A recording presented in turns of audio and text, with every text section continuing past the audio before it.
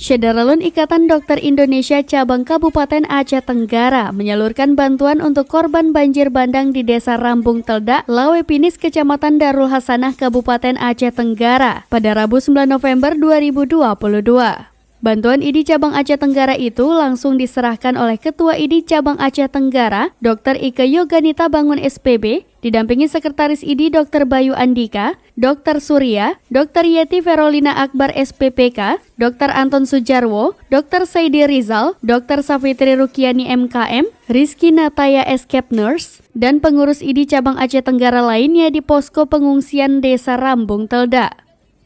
Ketua IDI Cabang Aceh Tenggara Dr. Ike Yoganita Bangun SPB mengatakan, bantuan yang diberikan adalah untuk korban banjir bandang Desa Rambung Teldak dan Desa Lawepinis, Kecamatan Darul Hasanah, Kabupaten Aceh Tenggara.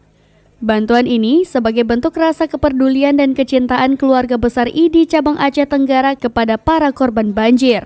Dr. Ike berharap bantuan yang diberikan dapat bermanfaat dan membantu untuk meringankan beban para korban banjir bandang. Bantuan yang diberikan adalah ember sebanyak 110, beras 110 sa isi 5 kg, gayung, 70 selimut, pakaian bekas, pampers, susu bayi, makanan pendamping ASI, susu formula, dan lainnya.